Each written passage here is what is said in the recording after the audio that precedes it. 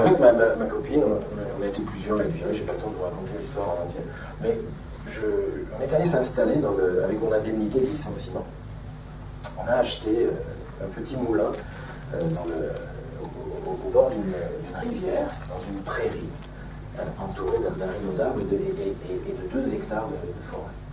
Et moi qui ai toujours vécu dans un HLM, mes parents vivaient dans un F2, ils m'avaient filé la chambre, ils dormaient dans un clic-clac dans le salon, ça me donne l'ambiance. Moi qui ai toujours été ça, je me suis retrouvé pour la première fois de ma vie propriétaire. Et c'est un drôle de truc, la propriété. Ça vous change. D'abord, j'ai arrêté de dire la propriété, c'est le vol.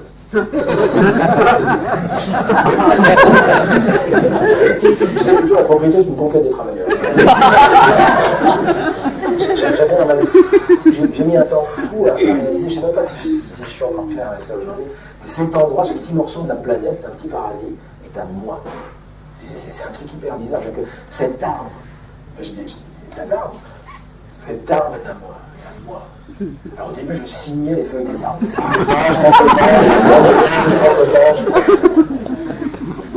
Ah, mais c'est bizarre la propriété. Tu vois, tu étais au milieu de nulle part, mais tu connais exactement la limite de cadastre de ton truc, mais tu étais au milieu de plein de trucs. Il y a des gens qui se baladent, c'est rarement, ça va rentrer des heures, mais il y a un pied chez toi, tu fais ah, pourquoi il est chez moi?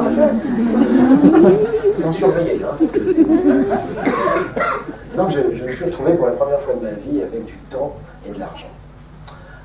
Du temps, parce que j'avais les acéliques, 30 mois d'acéliques.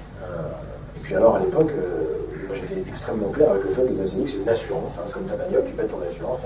Voilà, donc c'est un droit voté par un parlement dans le cadre d'une loi constitutionnelle. Hein. Si tu tombes au chômage, tu as une indemnité sans avoir à prouver quoi que ce soit. Ça, c'est plus un droit. C'est autre chose, c'est un contrat. Le contrat, c'est le contrat de la loi. Attention. Ceux qui ont mon âge se rappellent que quand on allait au chômage, quand on allait pointer au chômage, vous vous rappelez ce moment-là? Il allait, il mettait un tampon, tu barrais. Mais pas prouver, je sais pas quoi. Alors vous allez me dire, c'est plus comme ça aujourd'hui. Oui, je sais. Mais pourquoi?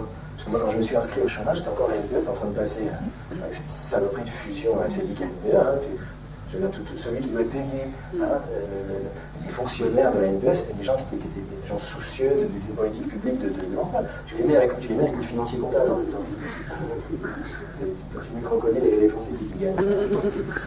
Et donc, moi, je suis arrivé à ce moment-là, donc je viens m'inscrire, moi, tu vois, bonjour, je viens m'inscrire pour faire 30 mois de hamac. Mais sans culpabiliser, une demi-seconde. En plus, vous savez bien qu'on ne fait pas ça.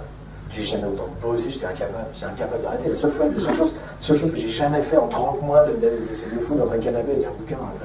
J'ai passé mon temps, j'étais complètement hyperactif, j'ai coupé du bois. Puis j'ai créé ma vie, enfin bref, les chômeurs sont tous des inactifs, il faut arrêter le délire, c'est là enfin on travaille intelligemment. Et donc je suis allé à la NPE, je dis bonjour, je viens m'inscrire.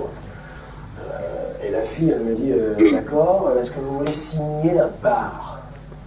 Vous vous rappelez de ça? 2001, le bar, blanc de retour à l'emploi. Je lui dis non, je vais rien signer, je vais m'inscrire, je vais toucher de la thune, faire du hamac. Je m'inscris, toucher mon droit, pourquoi vous voulez faire signer des trucs, c'est quoi? Elle me dit si vous le signez, le bar, vous avez le choix. Vous pouvez le signer ou pas le signer. Si vous le signez, vos allocations ne seront pas dégressives.